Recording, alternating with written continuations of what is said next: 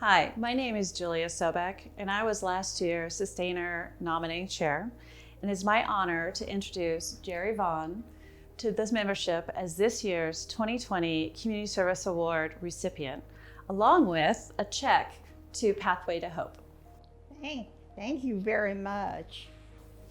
Jerry, this award is our highest honor that we bestow on our members, and it's a way for us to thank you for your enriching our league and our community and your extraordinary volunteering services for the last 60 years. So thank you.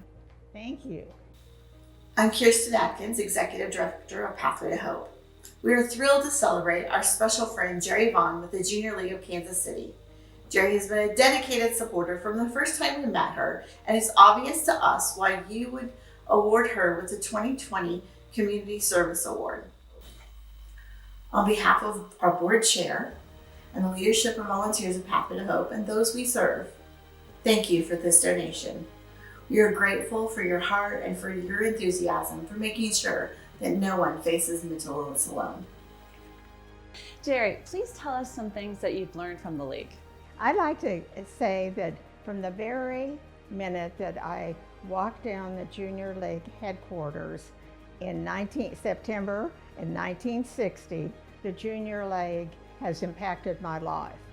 As I walked down the 7 steps into the beautiful Junior League building, I realized that there was so many people that had sponsored me, 7, in order for me to join this organization. And now we were having a beautiful afternoon of tea and also corsage. So as we met everybody, I realized that this was a large group of women that were committed to the community and to helping the people learn more about it. After a few minutes, or maybe an hour, there was a clap, and it was the Provisional Junior League chairman. And she said, "All provisionals now come with me." And so we went into another room, and it was like going to a class, because there was a chair that said Jerry, and then there were all these papers in front of Jerry, and you were supposed to start looking at them and plan the year of the Junior League Provisional. And what happened was, for the first 2 weeks, we absolutely were busy practically 24 hours, but it was 6 days a week, and we visited all the places in the community that we were going to involve. And one was a thrift shop on Truman Road, and it showed us how we got, the clothing, and how we became helping people that did not have as much as we did, and they started the Junior League thrift shop there. And also we went to the blind nursery, where they had children with sight disabilities, and we volunteered there. And so I was thinking all this time, what was I going to do? And so as it developed, I chose thrift shop and the blind nursery. But in addition, I received a call from a chairman of the admissions committee of the Junior League. And she said, "Jerry, would you please be the provisional member, non-voting member of the Junior League Admissions Committee," which was secret. And so I said, "Well, yes." And she said, "You can't tell anybody, and you've got to, and you'll be picked up by the sustaining woman, and you will just come and never, ever say a word." And so I was fascinated by the fact that that was kind of the routine that was happening in the Junior League. So I participated in that and learned much. Also, I was then, after the provisional year, I enjoyed very much the blind nursery working there, because the woman that was in charge was way ahead of her time. And she saw the possibility of having a sighted child with the girls and boys that had needed help with the vision. And so my son David went there as a sighted child for 1 year. And it benefited them, but it also benefited him. And it was a project that the Delta Gammas had with us. And so they picked him up and everything went well. At the end of the probational year, one of the things that you got as a reward, if you had done a lot of the things that were expected, was to be assistant to recording secretary. And so I was I said, okay. And so really what that entailed was that I had to go at my house, do the directory and put it all over the dining room table and try to keep 3 children from touching any of the papers. And I mean, in other words, what I realized about the Junior League is it was a business. And we were working people every day, only we didn't this was our job, in other words. So it was great because you met so many people, and that was all part of the process. The next year I was at the blind nursery, and as it developed, the girl that was supposed to be the chairman had some confusions, and so Sally Wood, the president, said, Jerry, I'm making you the chairman. What? I said, oh, really? And then in a few more days, she called and said, you know what? The chairman of Blind Nursery isn't a voting board member, but we're going to make you one. And I'm putting you up for Cedar Rapids, Iowa, a little convention. And so that was the beginning of my future. And had I just learned from everything I did something more that made me want to be more interested. So. Well, and it parlays us to present time. You've mentored so many of us. A quick factoid was Jerry and I were in dinner club together with Rhonda Gerke 16 years ago. Yes. And I'm not the only one that she's mentored. She's mentored so many women. And one of her pleasures are her granddaughters. What does it mean to you to have your granddaughters active in the league? Oh, it's going to make me cry. I mean, I'm not kidding, because the thing about my granddaughter, Maggie Terry, is that I didn't say, Maggie, don't you want to join the Junior League or anything which one would expect me to do?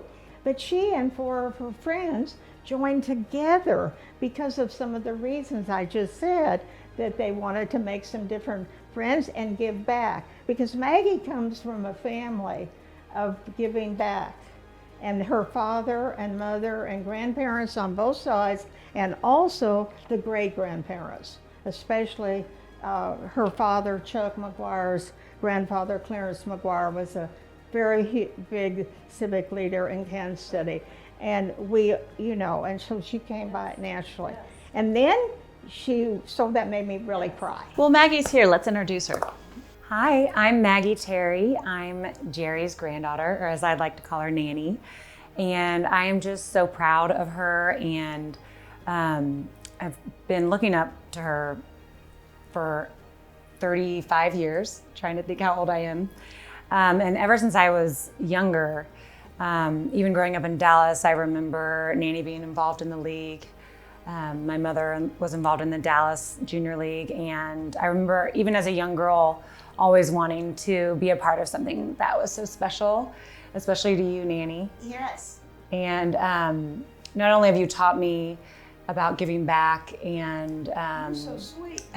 of course, well, you deserve everything. Thank you. And this award, I know, means so much to her, and it is very deserving, and I would not think of anyone else that would be able to deserve this. I think you should win it every year. Her love for the league is never ending, and I know that she has always seen the good in people, and like her stories before, she's touched a lot of people's lives, not only the family members, but many friends and strangers even.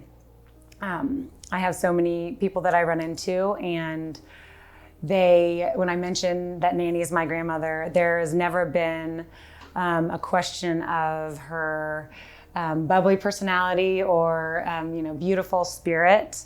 everyone sees it, and I'm just so lucky to be able to follow in your footsteps. Precious girl. Yes. And I am so proud of what you do in the Junior League and your friends that are participating too.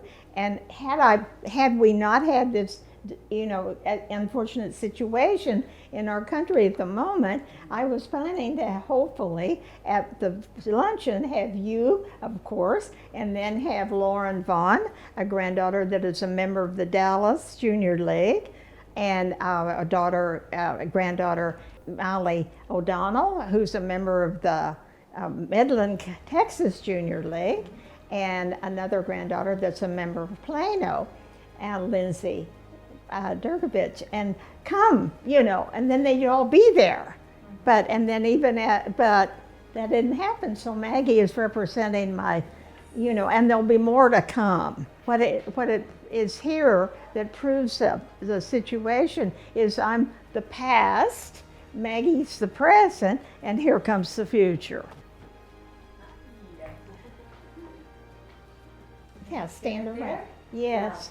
And so, as I said, I'm the past of the Junior League, the present, Maggie, Terry, my great-granddaughters, Khaki and Molly. And it's just so wonderful to have lived this long to be able to meet and greet them. And Khaki will be probably my first Junior League member because she's the eldest granddaughter I have. And she is very, very special, as is Molly, as all of my great-grands are. So thanks for coming. What do you guys say? Thanks for having us.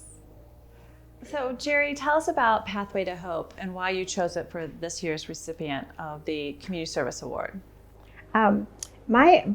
Becoming familiar with my Pathway to Hope is that about 3 years ago or 4, one of my good friends was on the board, and she invited me to come to their gala, which is something that they have every year in October for 500 people come, and out at the Sheraton Hotel. So I went. I had never heard of it.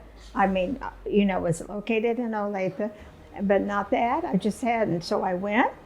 And I was totally surprised that they had been going on 28 years and that they were helping people from all different parts of the country concerning suicide, alcohol, drugs, depression, all of the now things that we are facing. We've been facing most of them a long time, but particularly the suicide at this time.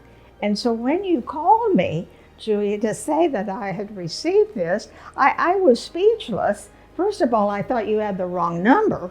When then you said I could choose, I thought about it a long time. And I decided that most everything that I'd ever participated in was doing very well. And so, or as well as could be expected, but these people need our help. That was my reason.